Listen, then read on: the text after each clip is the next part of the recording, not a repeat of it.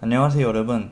향후 집값이 어떻게 될지 궁금하시죠? 부동산을 전혀 모르는 분이시더라도 이 영상을 끝까지 시청하신다면 향후 부동산 전망을 논리적으로 설명하실 수 있을 겁니다. 자, 여러분들 중에는 집을 사려고 고민하는 분들도 계실 거고 집을 팔 계획을 하시는 분들도 계실 겁니다. 내가 사자마자 오르면 정말 좋고 내가 팔자마자 떨어져도 참 다행일 테지만 사실 집값이 어떻게 될지는 신이 아닌 이상 아무도 모르죠. 그렇기에 투자라는 관점에서 집값을 바라볼 땐 확률을 보고 베팅한다는 마음으로 생각하는 게 편합니다. 자, 이렇게 말씀드리면 투기꾼이네, 적폐 세력이네 말씀들 하실 텐데 잠시만 제 말을 들어보세요. 지난 영상에서 말씀드렸다시피 우리나라에서 거주 공간을 마련하는 방법은 세 가지가 있습니다. 첫 번째 매매, 두 번째 전세, 세 번째 월세. 못 보신 분들을 위해서 간략히 설명드리자면 집을 구하시는 분들 중 전세는 집주인에게 무료로 돈을 빌려줘서 집주인이 그 집을 소유하고 그 집의 가치 상승분은 오로지 집주인만의 것이니 전세는 선택하지 말고 집주인이 되자고 했었죠. 자,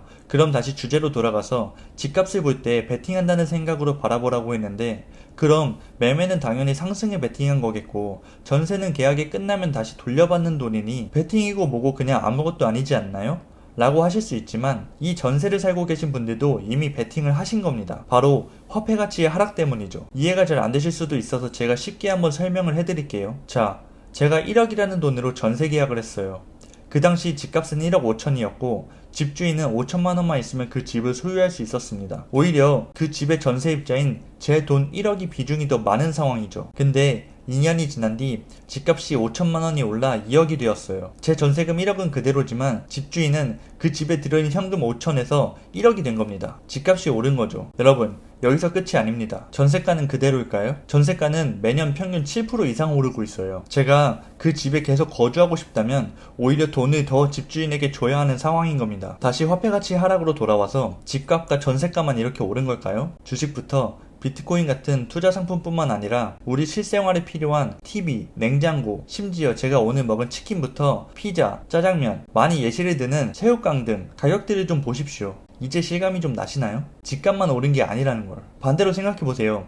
집은 재건축이 되지 않는 이상 늘 항상 같은 자리에 있죠. 입지가 좋아지는 것도 아니고 오히려 시간이 흐를수록 노후되어 갈 뿐이에요. 반면에 화폐는 점점 더 많아지고 있어요. 5만원권이 나왔을 때를 기억하시나요? 그때 화폐 가치의 하락을 체감하신 분들은 제 주변에는 몇 안 되더라고요. 치킨값은 2만원을 넘은 지가 오래고 배달비라는 시스템까지 생겨났습니다. 이쯤 되면 제가 뭘 말씀드리려고 하는지 아시겠죠? 현금 들고 있으면 진짜 호구입니다. 만약 본인만의 논리로 부동산이나 주식 등 자산의 가치가 떨어질 거라고 베팅하셨다면 현금을 들고 계실 게 아니라 안전자산인 달러나 금을 보유하셔야겠죠. 저는 주식도 해봤고 부동산도 하는 중이지만 제 기준에서 주식은 부동산보다 훨씬 더 많은 공부가 필요하다고 생각해요. 대한민국 부동산은 IMF 때나 2008년 금융위기와 함께 대량의 주택 공급이 아닌 이상 떨어진 적이 없기에 저에게는 주식보다 부동산이 안정적으로 느껴졌거든요. 그럼 앞으로의 부동산 전망은 어떻게 될까요? 이번 코로나 사태로 인해 미국에서 사상 최대로 달러를 찍어낸 건 많이들 알고 계시죠? 그에 맞춰 우리나라도 찍어낼 수밖에 없습니다. 특히나 최근 한참 시끄러운 3기 신도시는 토지보상금이 무려 50조가 넘었습니다. 이 돈들은 어디로 흘러갈까요? 강남을 비롯해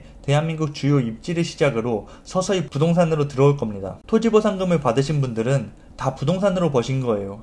그분들이 뜬금없이 주식을 하실까요? 부동산으로 번 돈 다시 부동산으로 들어올 게 뻔합니다. 오늘은 화폐가치의 하락으로 인한 부동산 전망에 대해 말씀을 드렸지만 지금은 정말 말도 안 되는 시장이라 부동산이 상승할 수밖에 없는 요소들이 너무나도 많습니다.